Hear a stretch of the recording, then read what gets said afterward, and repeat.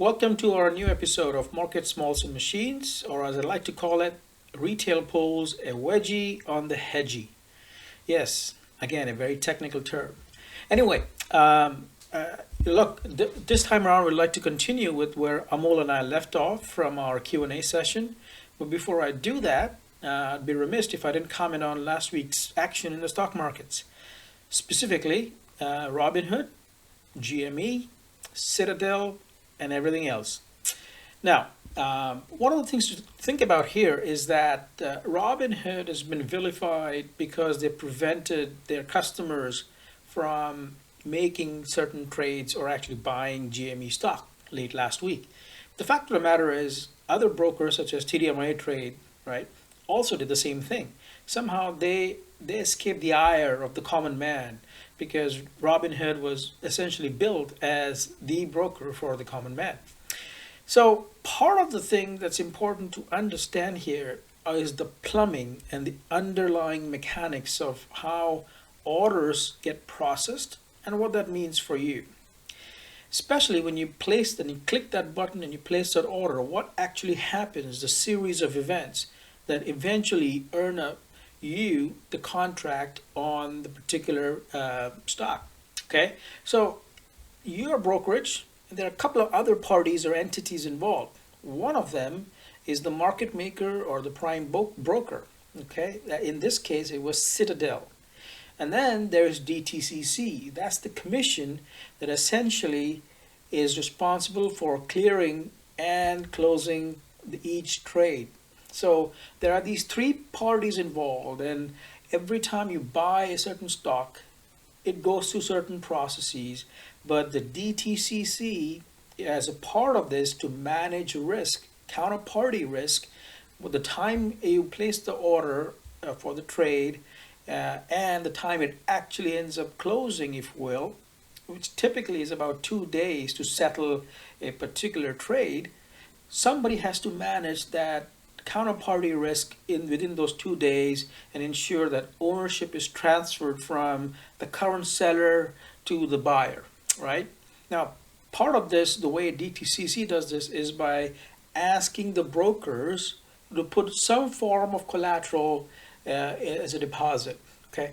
Now, when a particular stock goes parabolic like GME did, the expectation on those deposits also goes parabolic.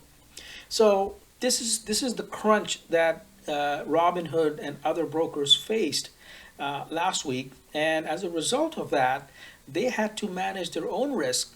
Otherwise, they would have found themselves going under. That would have been really bad news for Robinhood's users as well, right? So they have two ways of managing that risk. One is by capital infusion, so that they can increase the deposits they need to put on with DTCC, which is one thing that they did. They tapped on their credit lines. And the second is by selling off the positions or alternatively reducing any new positions that their clients would put on. And that's what you heard about, that they prevented people from buying shares in GME. You could sell yours, but they prevented them from buying shares. Part of the challenge for Robinhood was a significant portion of their clients actually was heavily indexed on GME. So they didn't get the benefit of the diversification that other brokerages such as TD Ameritrade would get because most of their users were not going after GME. But Robinhood had a different flavor. A lot more percentage of the users was going after GME. In turn, they're heavily indexed in the highly risk position that they found themselves in, and they had to do something about it. So that's pretty much what happened. I can tell you from my personal experience, last year, in order to manage the risk, TD Ameritrade essentially took me out of a position on options on Amazon, turning what would have been a profit into a loss. But I'll tell you what, when you click on that agreement that you sign with any of these brokers, you're basically signing away your right to have a say in these matters because they will claim that it's about managing their systemic risk, because essentially your account most accounts that most independent retailers are having these days are margin accounts. And those margin accounts mean you don't physically actually own those shares, but your brokerage does. And then there's a promise by the brokerage to hand over those shares or that capital back to you. So there's a fair bit of things to unpack there, but I just wanted to point that out, that every time you're putting yourself in a situation where there's a high risk involved, think about the underlying mechanics and what are the types of actions your broker may be expected to take so that you can play within those bounds and not get caught off guard, right? So that's the lesson here.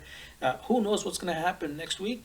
But sure enough, it's going to be an exciting week, to say the least.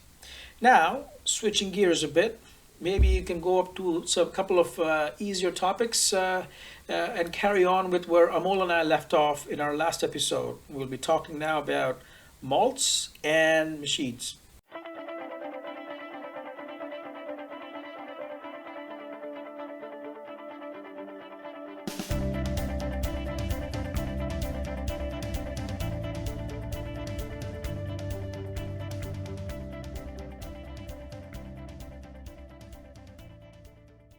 Maybe I should ask a few questions on malts. How about that? Yeah, that sounds great. It's very interesting to see the different regions of Scotland that you highlighted, and the different flavor profiles, and different ways of sort of understanding the origins of whiskey, and there's a huge fan base for it. I was curious to know if you had any thoughts on what some of the best ways to enjoy it. I think what I found is, again, part of it is my personal experience, is that it goes well with certain foods, and maybe it doesn't go well with certain foods. Or maybe it's when it's too hot outside, I just don't feel like drinking whiskey. It's like maybe I want a cold beer instead. Yeah. So I was just curious to know, is there a sort of a best practice around here's how, or here's when it's best? It's like winter nights and hot chocolate, right? I mean, is there something similar that we should be aware of? Yeah, look, I mean, drinking nice, beautiful dram, or wine for that matter, to me is such a personal choice, right? So best thing is drink when and how you like it, right? No, having said that, if you're gonna buy a whatever 14-year aged single malt that's fairly expensive, and you're gonna put Diet Coke into it, I think that's even I would frown upon that. Absolutely, right? Yeah, I mean, why bother, right? You can get a cheap Scotch anywhere that is blended Scotch, and because all you're gonna taste is the Diet Coke, really. So that's one thing. But I've got a couple other things that I personally, so I would like to share personally what I try to do is I don't mix anything in a single malt for sure. But also, secondly, I tend not to put any ice in it either, because I feel like the colder the temperature of the single malt gets, it tends to erode some of the flavors of the malt itself, right? So I don't put ice in it. I do, however, take a glass of water, cold or cool water, on the side, and I alternate between the two. So I'll take a sip of the Scotch, neat, and then I'll have some water and alternate. And what I found is that as you do that, a couple of sips, and you mix it together like that, water actually starts to taste sweet, after some time. So that's a great way, I think, to drink it. So now, sorry. Isn't that what they call black and white? Is that what it? Okay, well, good. Well, I didn't realize there was a term for that, but it looks like there is. I don't know. Maybe after a while the Scotch tastes like water and the water tastes like Scotch. Water tastes like Scotch, perhaps. I haven't found that. I can tell you that the Scotch tastes like Scotch and water tastes like sweet water. So that's what I've found while drinking Scotch and water like that. So, but the purists, right, will probably say that the best way to drink is to put a spoonful of water into a Scotch, right? And just swirl it a bit, and that opens up the flavors of the Scotch. But as you may have seen in a couple of previous episodes, I prefer the cask strength, so I prefer kind of the higher alcohol content. And when I put the spoonful of water, it kind of dilutes it. So that's the reason I don't go for it personally, but I think a lot of people do, and a lot of my friends do. So that's one way to take a look at it too. Interesting. No, that's I think it requires the palate to be fairly tuned, if you will, to taste the nuances. And I cannot imagine eating spicy food, for example, Right, that right. goes with it. It just Yeah, butcher the flavor profile of the Scotch. So no, I think I love the fact that you have a way you figured out this way of enjoying it best, and I yeah, wish at some point I get to do that myself and sort of get self-aware a little bit more, if you will. But let me ask you about some of the newer names that I'm coming across. There's a lot of energy in this world of yeah, whiskeys from yeah, Japan. yeah. I don't know how much you're exposed to it, but some of the names there have created quite a buzz, especially on the West Coast here in Seattle area. Yamazakis are very, very popular. What's your take on the Japanese Yeah. making whiskey? I know they have a great sake tradition, but what about Yeah, whiskeys? and then amazing too that some of the sakis I've tasted. But I think so. I have tasted a few, not a lot, a few. A couple to name would be the Suntory being one. I think it's a Hmm. great starter Scotch for someone who's just getting into Scotch. Pretty light and then fairly tasty. So that's a good starting Scotch for someone getting into it. But then there's also the other one that I've tasted is the Nikka, the Nikka coffee grain whiskey. Hmm. Now the it's not coffee from coffee beans. It's the coffee stills. They imported coffee stills from Scotland. I don't know how some time ago, and I think it's 1963, I believe. But so they've been in this. The Japanese have been making Scotch for a while, and so they imported these coffee stills from Scotland, and they've been making this grain whiskey in Japan, and that's the Nikka coffee grain whiskey, and it's pretty good actually. To be honest, if that were made in the U.S., we would call it bourbon.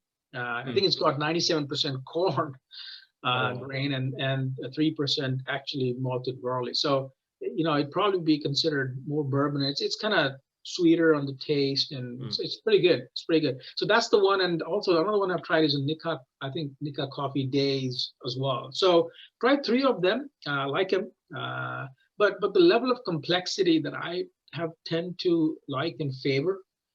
So far, I have seen predominantly in those single malts that I've seen out of Scotland. So, I probably won't be picking up a bottle first off from the shelf, which is a Japanese whiskey. But again, it depends. It's so personal, it's subjective, right? So if you like the ones that are lighter and a bit more flavorful than strong on the alcohol or strong on the complexity, you'll probably like them a lot. Now, Yamazaki, I've not tried it. That's on my list. I have not tried it. Help me. What does that go for? Is it 30-year Yamazaki that's in demand, or it's you can't find 25. it, right? Yeah, 25. It's thousands of Or dollars. 20? It's just, and you're right. I mean, maybe it's the water, right? I mean, who knows?